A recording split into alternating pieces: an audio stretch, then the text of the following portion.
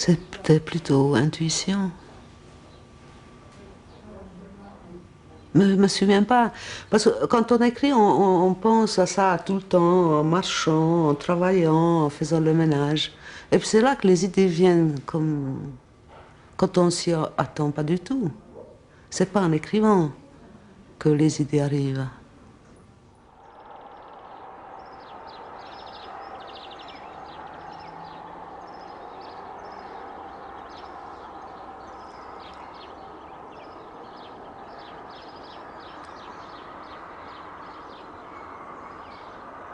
J'ai vraiment essayé d'écrire mon histoire et pour finir, j'ai écrit tout autre chose. C'est pour ça que j'appelle ça des mensonges.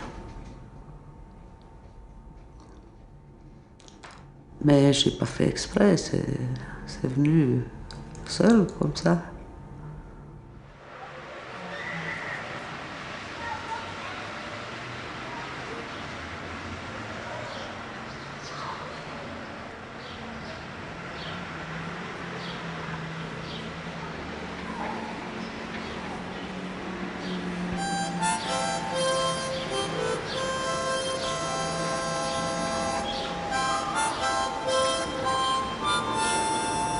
Le troisième mensonge, je ne voulais pas du tout écrire ce que j'ai écrit, je voulais écrire sur la vie d'ici, en Suisse. Puis ça n'a pas passé, ça. Je suis nouveau retournée dans la petite ville, etc. Puis tout se passait de nouveau en Hongrie. La première idée n'est jamais la bonne.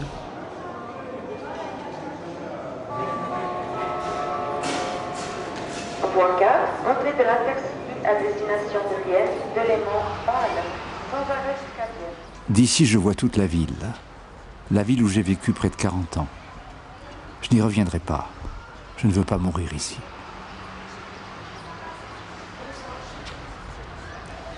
J'ai un visa de touriste pour mon pays natal. J'espère que mon argent suffira pour y vivre quelques mois, une année peut-être. Je pars d'ici avec guère plus de choses que je n'en avais en arrivant. Dans ce pays riche et libre, je n'ai pas fait fortune.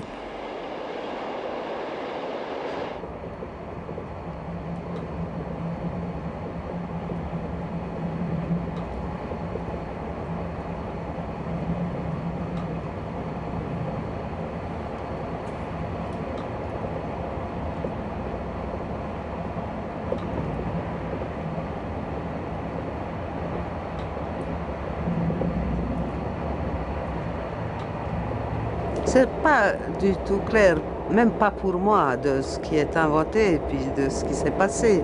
Parce que ça se complique terriblement dans mes romans. Ça commence, en début de phrase, ça commence avec quelque chose qui était vrai et puis ça finit autrement. Alors pour moi, c'est très difficile à analyser, et surtout parce que je relis jamais mes livres. Et on me pose souvent des questions, comme si je pouvais analyser mes livres. Et comme si je pouvais tout expliquer. En fait, je ne peux rien expliquer. Tout n'est pas vécu peut-être, mais ressenti. Ce retour dans le pays, etc., je ressentais ça quand je retournais il y a une dizaine d'années à Queusec. J'ai décrit mes sentiments en moi. Bon, transmis sur un homme. Etc. Mais c'était quand même moi qui étais dans le livre.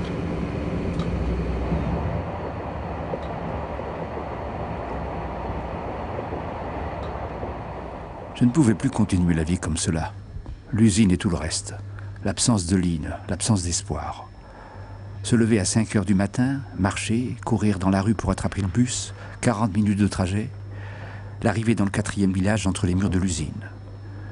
Se dépêcher pour enfiler la blouse grise, pointer en se bousculant devant l'horloge, courir vers sa machine, mettre en marche, percer le trou le plus vite possible, percer, toujours le même trou dans la même pièce, 10 000 fois par jour si possible. C'est de cette vitesse que dépend de notre salaire, notre vie.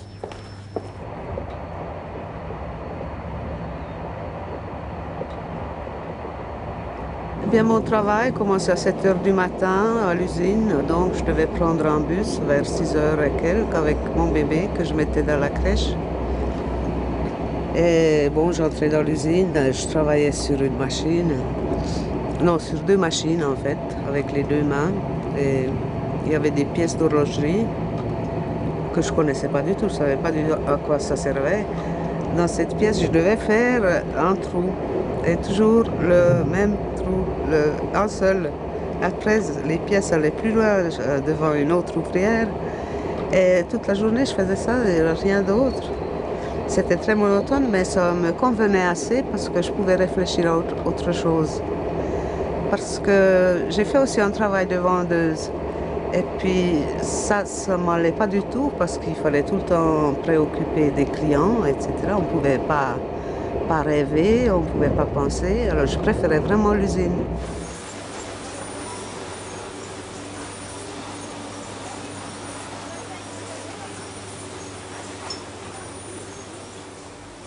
Il y a parfois des éclats. Une femme se lève, elle hurle « Je n'en peux plus ». On l'emmène.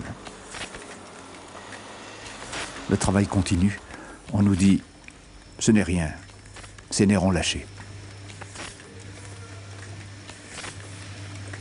Il y avait certaines personnes qui n'ont pas supporté du tout la Suisse ou simplement l'exil, peut-être dans un autre pays non plus. Alors parmi mes connaissances, il y en avait 4 qui se sont suicidés, que je connaissais personnellement. Alors peut-être il y en a eu d'autres que je ne connais pas du tout. Oh, c'était une jeune fille de 18 ans, c'est je crois que celle qui a commencé.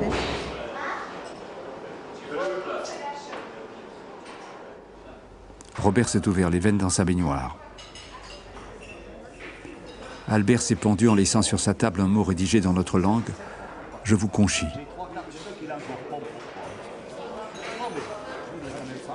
Magda a épluché les pommes de terre et les carottes, puis elle s'est assise sur le sol, elle a ouvert le gaz et elle a mis sa tête dans le four. La 4e fois qu'on a fait la quête au bistrot, le garçon m'a dit « Vous les étrangers, vous faites tout le temps des collectes pour des couronnes. Vous allez tout le temps à des enterrements. » Je lui réponds « On s'amuse comme on peut. »